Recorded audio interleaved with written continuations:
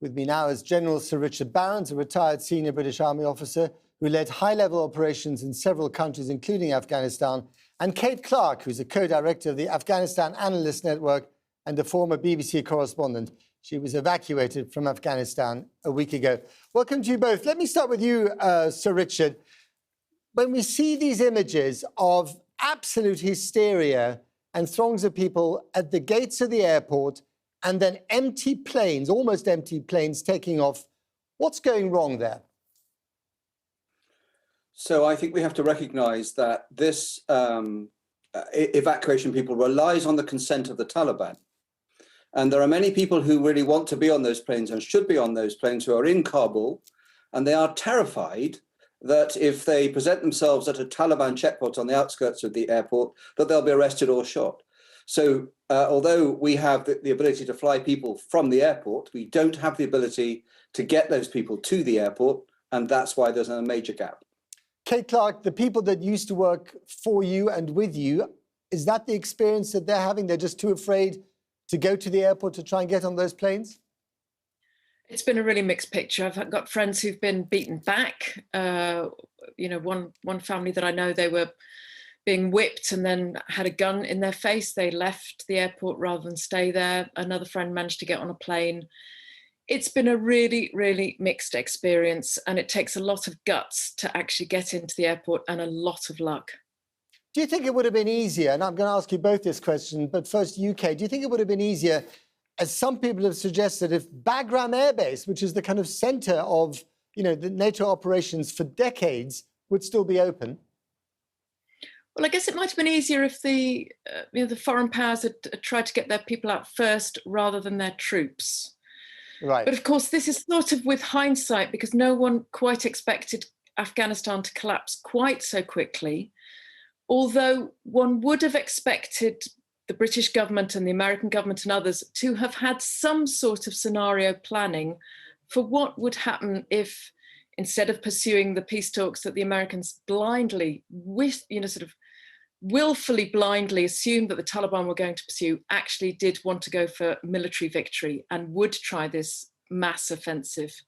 And it was not inconceivable that Afghanistan would fall to the Taliban. And it seems that none of the governments had any scenario planning in place for what they would do then. They're all scrambling now to think, what do we do?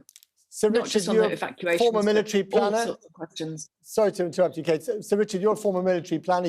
You dealt with this sort of stuff. Has Kate got a fair point there? So the only thing that would have made a difference to this evacuation would be if the international community, led by the US, had maintained the security of Kabul until the evacuation was complete. In other words, you could go and fetch the people who are in Kabul that you wanted to evacuate them, and then hand the city over if that's what it came to.